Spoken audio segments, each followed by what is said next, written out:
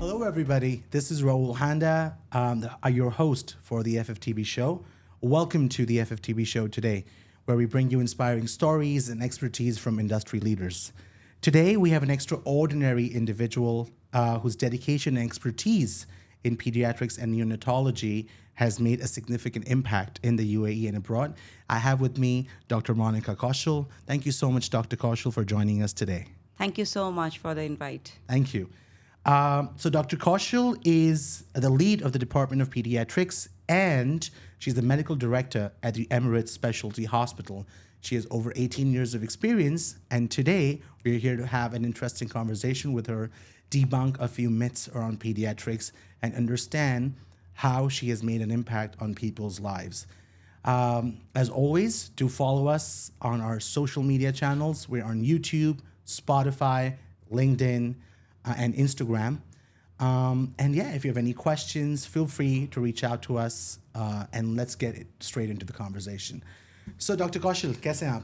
I'm fine. Perfect.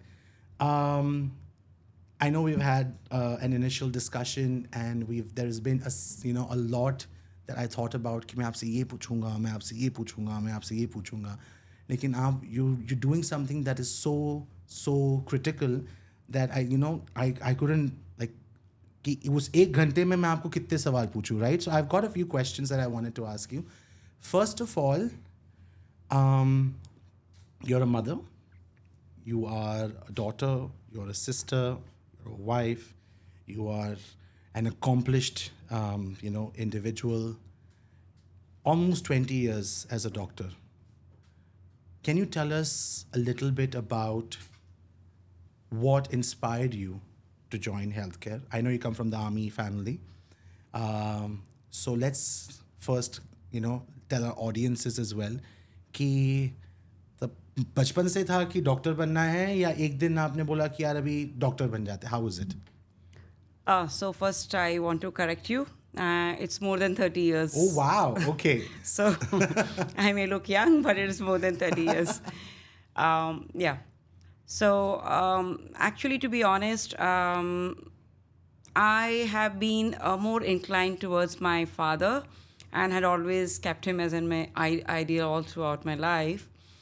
And he played a real great role in influencing me. And I used to see him, and I used to see him doing such a nice thing for the humanity, which had real impact. And he even got a presidential award for that, and he was about to get the Veer award as well. So I always wanted to be doing something, in that way where you are doing it selflessly for the humanity. And so I went up to ask him as a small kid, I want to be like you. So he said, why? So I said, because I want to be serving the humanity, and I want to be, doing something good for the country. So he said, let me suggest you something else for you, which will be much more giving an impact on a society and people for a longer period.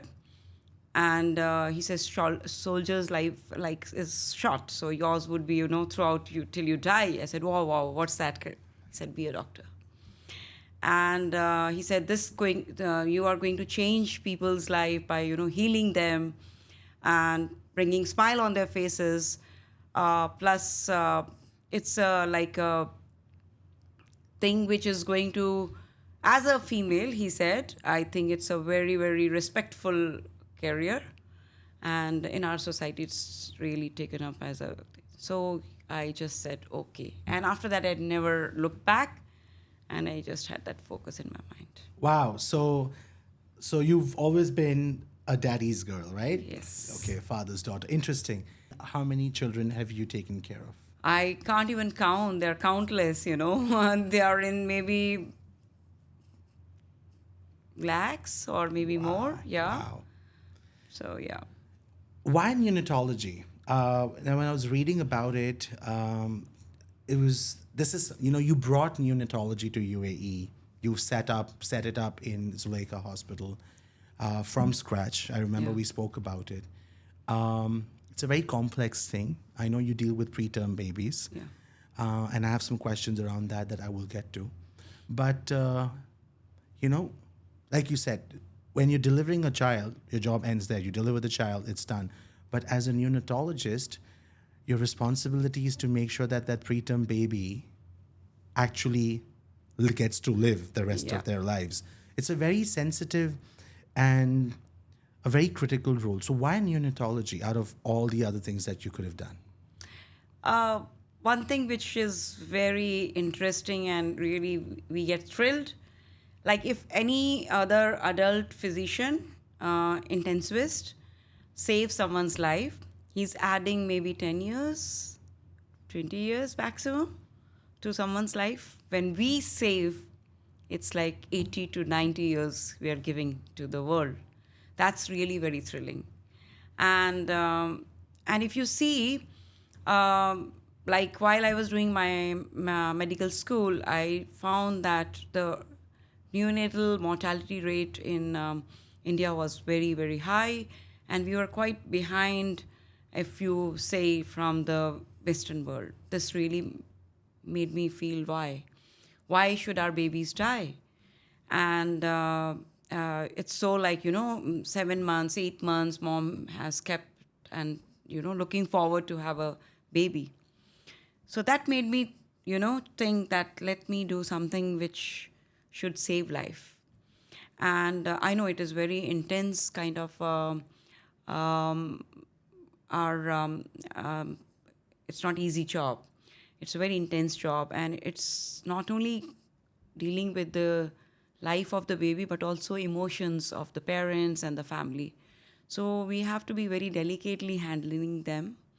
At the same time, not to forget about the science behind each step which we are following. And that actually really made me think to become a neonatologist to, save life, and specifically why our babies should die if they are born preterm. So let's, do it better. And that made me to choose the profession. The first time, doctor, when you saved a baby's life, the first ever, I'm sure doctors always remember their first case. Yeah. And they always remember the first time they also lose, their case. So we'll talk about both aspects and try and delve into that part of your life.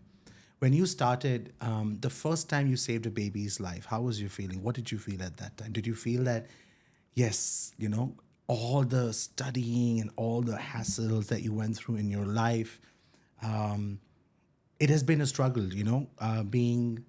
coming from a disciplined family, you have so many personal obligations that you need to fill in.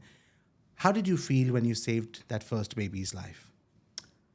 It was really very, very, satisfying, to be honest.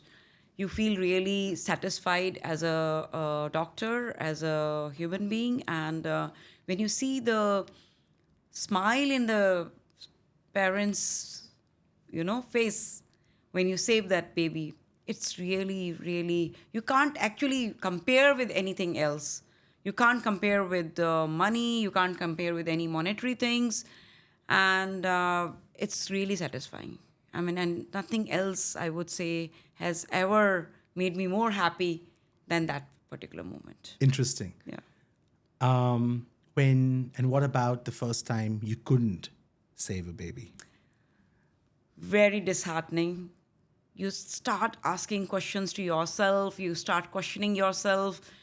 Where did I go wrong? That's the first thing, What could have I done if it would have been better? I could have saved the baby. So, you go retrospective, and these things keep hovering on your brain for not hours, for days. Sometimes it also affects your mental health, but really, to be honest, it's really very stressful when you lose a baby. And when you lose the first one, you're not even, used to such things. So it becomes really very emotional moment. And I, actually not the first, earlier I used to cry externally. Right. With each loss. And now, at least internally, it really breaks you.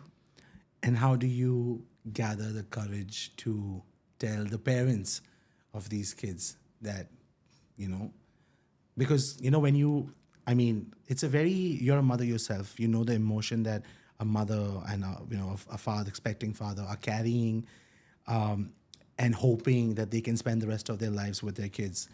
And when something like this happens, how, what is your approach, and how do you gather the courage? How do you muster the courage to actually go and tell these parents that, you know, I'm sorry, but we did the best we could, and we couldn't save your baby's life? So breaking the bad news, as you know, is not easy.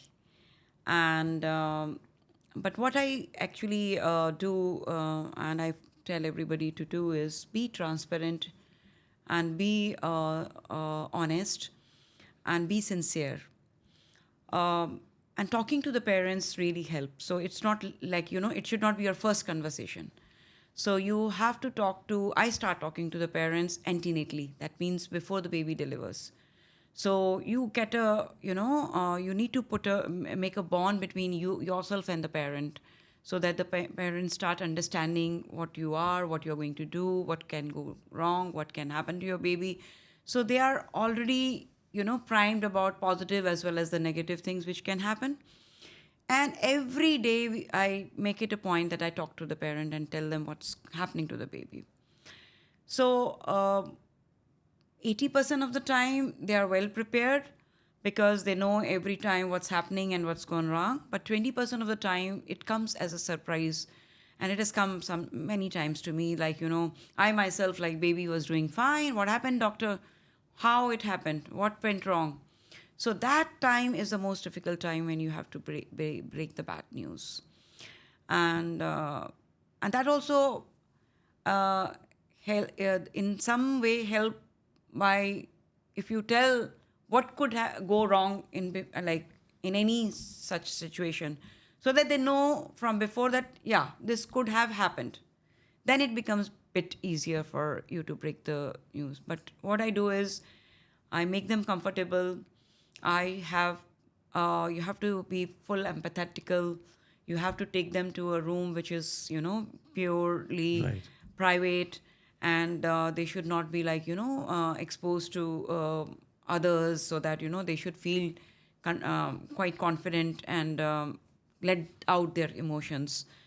And to let out their emotion, you should not feel bad about it. Sometimes, the phases of whenever you hear a bad news. First is denial, then it comes, why me?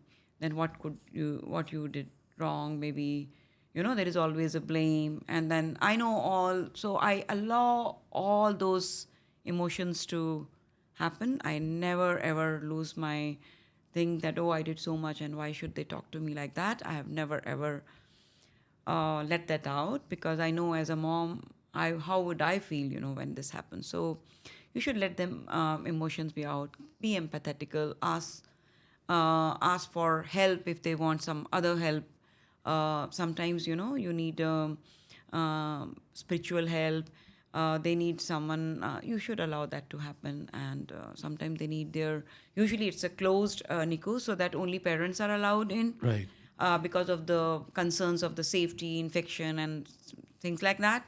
But in this situation, if they want some other support, you do allow them in and, make them more comfortable. So that's what we try. And then, the nurses are very much more time they spend with the baby. They get more attached to the baby. And right. also they spend more time with the parents. Parents, yes. So we involve them in this situation, so Right. that, they become much more comfortable in that. That's how we try. Interesting. So you're literally dealing with life and death every day. Every day, it's life and death. How does that impact your mental health? Like you said in the beginning, that before you used to cry externally from outside, and now every time you lose a case or, an infant's lives you're not able to save, you cry internally. When you end your day and a baby has lost their life and you sit in your car and you're driving back home, how do you, because you have a family yourself, you got kids, you've got big kids now, you have something to look forward to, but how do you get that incident, that loss, the grief of the parents, like you said, the stages of dinner, how do you get that out of your mind? Because for us, right, we're in the corporate world, creating a line between our personal and professional life is still difficult. You are so much into these people's personal lives, you have your own personal life, but because you're dealing with life and death every day, it has a significant impact. What do you do, Dr. Kaushal, to keep your mind sane and to keep your peace and calm so that you get up the next morning out of your bed and go back and save another baby's life? What do you do? So first of all, when I said internal, external crying, I'm not only a doctor, but I'm a team leader. So if I lose hope and I show my weakness in front of my, they are also equally, feeling bad about it, then all of them shatter. I've seen that. So you need to put your brave face in front of your team to make them also work. They also are going through the same emotional breakage, So you need to, after every, any such instance happens, I gather, first of course, we have to talk to the parents, and then I gather the team. You need to tell them, yes, this does happen, but we will look into it. Could have we done better? So we will talk about it, but not today. Maybe tomorrow. You can also give your ideas, and you can think about it. So we'll discuss it out. So this makes, environment more positive and more thing for everybody. Having said that, still there is a mental health issues which come, and I myself have gone through that multiple times. And the irony is I cannot say this to my team, that I'm going through this, and, we are, because, I want them to be gathering a strength, and they should be looking at me as a team leader. But isn't it difficult to put a brave face every day, doctor? Every day when you're battling, emotions inside, personally, professionally, there's so many things that have an impact on your life. Isn't it difficult that you go to work the next morning and you have a team that's looking up to you and putting up a brave face? Isn't that difficult? It is. It is. I am not a superhuman that it will not be. It is. Sometimes I do have time when I go low on even in front of them, but we need to be bouncing back. So we try to look at the positive things about it, the positive things which we have already done. So we have a big charts, and the warriors chart, where we have positive those babies pictures, and positive notes given by the parents, so that gives the positivity to everybody so that makes your day better, and that makes you feel okay. If I have done so many, I will do more. That's how you will gather the courage and thing to move forward. So when we were speaking before, I know your passion for teaching, right? You were talking about how you set up the entire neonatology department within your previous hospital that you were with. It was a big risk that you were taking. The entire hospital was dependent on you. A lot of things could have gone wrong, and could have gone wrong to the extent where it could have had a damage on your career as well. Yeah. Right? Where did you muster that courage and that motivation that, yes, I'm going to go ahead and set this thing up in the UAE that has not been done before for this hospital, who still today I know holds a lot of respect for the fact that because you set up the neonatology, they were able to save countless babies' lives who are today young and healthy. So that was a big risk for you in your career. Can you tell us a little bit more about what was going on in your mind? Why did you take that decision? So, I already told you I'm a army person's yes. daughter. Absolutely. So Absolutely. all throughout I have that courage in me. And I believe in my passion, and I want to do things which I know I can do. So I have confidence in myself, and so then after that, I don't get scared of anything.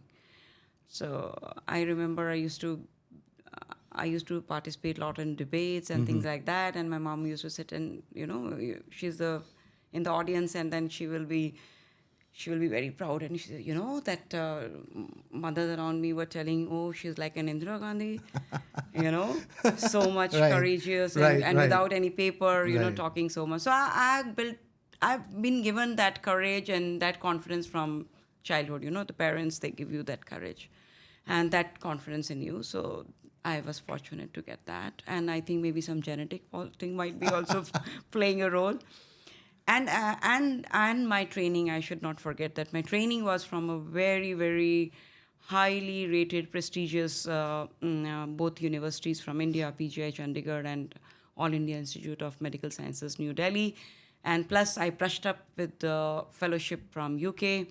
And I don't, I keep learning, so I don't stop learning. So I love teaching as well as I love learning. So that makes you that you are doing things as per the, standards. So that gives you confidence. And though I know the rule of the lands are not that easy, and actually from my own professor, when I came here, they told me, be careful and Right. be little, go slowly before you land up. And I will tell you the incidents that actually we were not supposed to start Level III NICU before we get an inspection. So our inspection was due in 15 days' time from the DHA. But we had a baby who was sick, born to us, and who was sick, who required all the intensive care. I did it. I put the baby on the ventilator. I did everything. And they came for inspection. And then I still remember the head of the department of Dubai Hospital. She was there and she said, MashaAllah, baby is already on ventilator. What are we here for? But she was really impressed and she said, kudos to you. And here, you get the license for the Level III NICU. Wow. Yeah. So you broke protocol to save a baby's life. Isn't that So courage, you were talking about courage. courage, right? Yeah, I was just about to say. In India, they say doctors are God, right? There's obviously science, but there is so much of pressure for a doctor to be perfect, right? What is your advice for young, budding, upcoming doctors in pediatrics, in neonatology, or in any specialty? How can they handle this pressure of being perfect? I would not say perfect. I don't like that word, though I am perfectionist myself, because that really puts a toll on your own health. I would say do things with passion, do things sincerely, and do your best. So that makes them to be okay. I myself was questioning, I will speak in Hindi, karam kar or fal ki ichha mat kar. Matkar, right? So I used to question this. What is this? Since late, till late, that, if I don't look at the fal, why should I do karm? And then I realized, and I tell now my kids and to other children and budding, it distracts you. Right. So when you start looking at the fal first, so then karma will not be fine. You will be getting distracted. All the time you will be looking for the fal, and then you won't be doing your things right. So I would say that if we do our things in a way which should be done, and also admit what you don't know. If I will not admit what I don't know, how will I learn more? Right. And if I don't read, so eyes will see only what the mind knows. Absolutely. If my mind doesn't know things, eyes is not going to see. So you need to keep reading, you need to keep learning. This is irony of our, kind of being a doctor. you need to be on your toes. I would say that what I learned during my MD and DM super specialization time, I am practicing none of those. Everything has changed. And that's my base. So I know they have taught me pathophysiology or whatever, but those all teachings are changed. And I know it's being done in a different way now in that institute also. They did what was right at that point of time. And if I don't change because I don't read, I'm not going to be doing things right. Absolutely. So I would say do your work and continue to learn, continue to teach. And teaching actually is a good learning. You can't teach someone if you don't know. And to know, you need to read, you need to learn. So it's like a cycle. It is. I wanted to talk to you a little bit more about,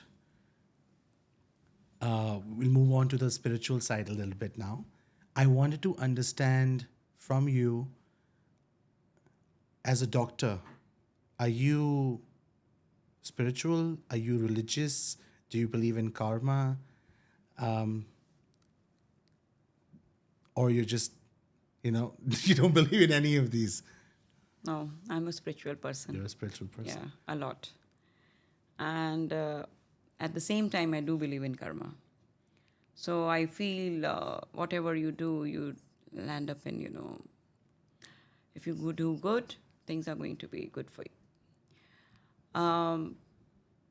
Religious and spirituality are little two different things. Absolutely.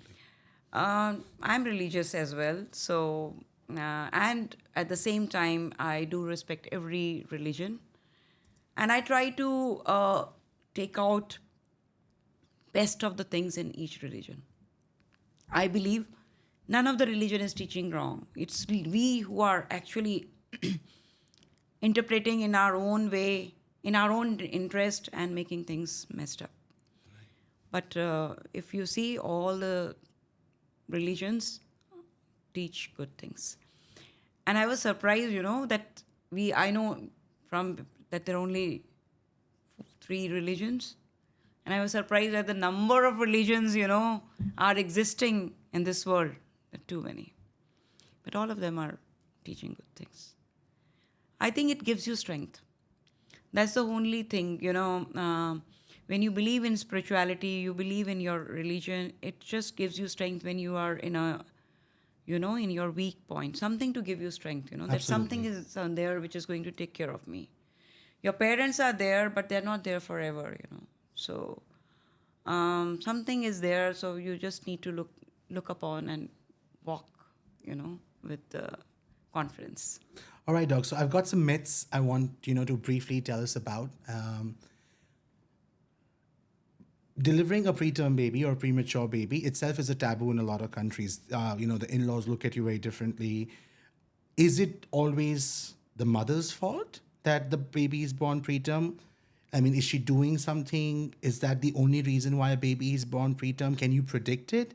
Because that's a big thing that, that's there, that if a baby is born preterm, it's the birth mother's, fault. I know in terms they call them preemies, right? Premature babies. Yeah. So I wanted to understand, is that the case in every case, that it's the mother's fault that the baby was born preterm? In no case it's mother's fault. So let me put it this way. It's like like you have hypertension, right. You have diabetes, these are different diseases. Right. So it's same like this. Right. So premature baby delivering is also a kind of something which is going wrong in the body because of certain things which are not okay. Right. So it's like, it's also said being a girl child, giving birth to a girl child is mom's fault, all those kind of myths, Right, yes. So, and I want to say clearly that thing is coming from the father because one X mom is given, the other one X or Y is going to come from the father. So it's like, that. So say, I mean, it's not, how can you, it's not a fault. It's a disease. It's something not going on. Okay, some wiring has turned wrong because there are so many causes of premature birth. It's like Mom can have hypertension, which is not in her control. She may have diabetes, which is uncontrolled. She may have,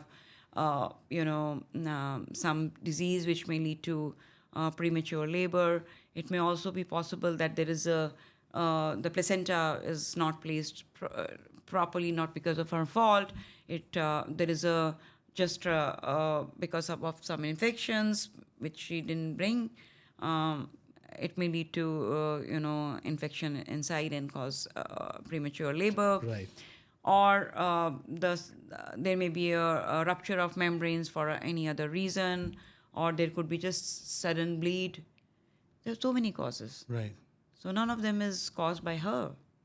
And how can you think about the mother who is actually looking for her baby to be with her, with all her emotions and things, how she's looking for it the day?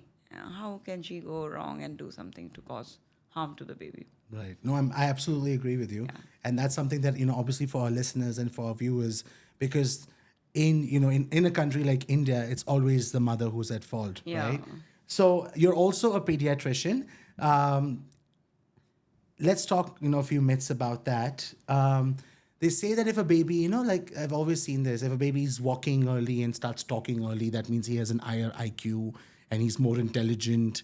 And, he has he's a child who's going to go up and, grow up and do something that's very different. Is that the case? No, see, IQ is not as simple just walking and talking. It's multiple things are there. We do look at the milestones, whether the baby is achieving the milestones in proper time or not. And that's not just walking and talking. There are multiple milestones, and we have a full neurological assessment which we do.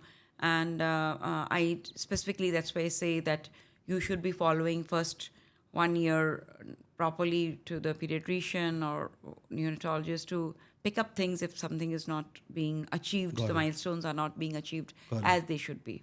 So you look at multiple milestones when we say that this baby is going to be bright and this baby has some issues, needs some help.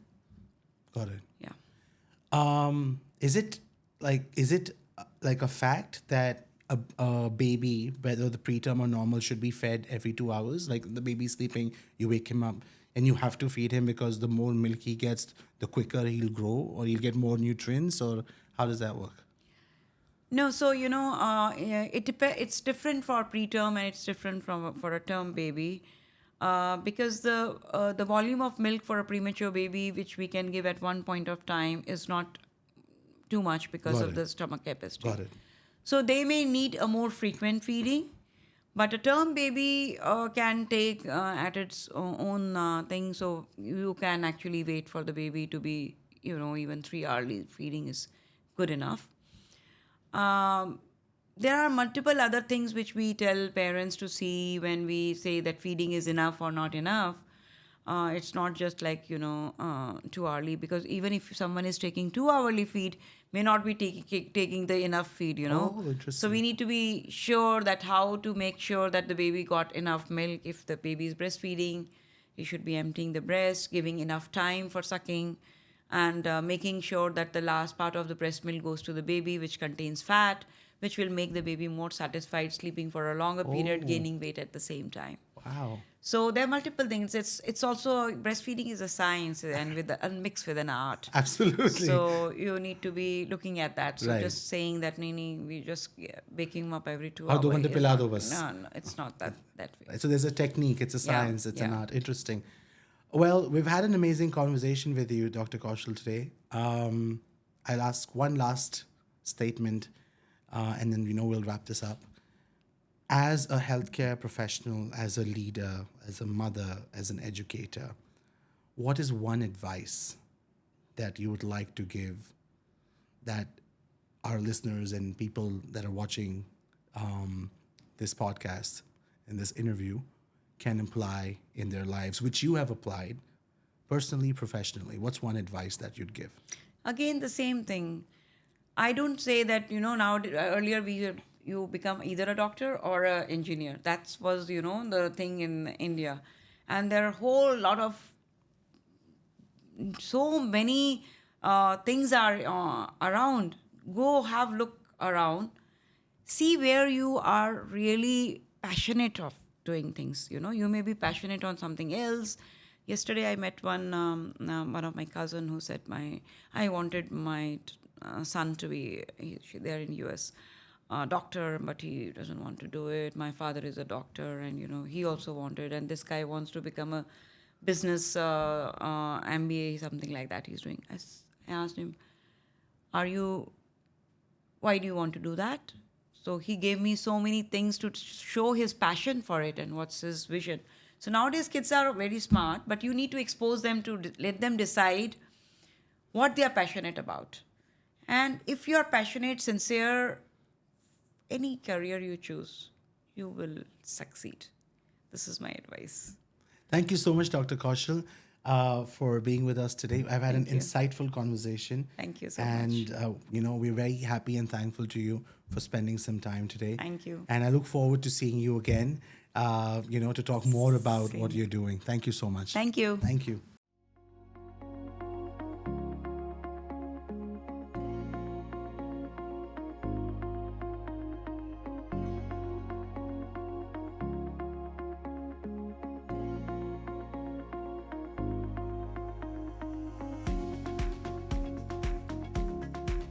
So, I already told you I'm a army person's Yes. daughter.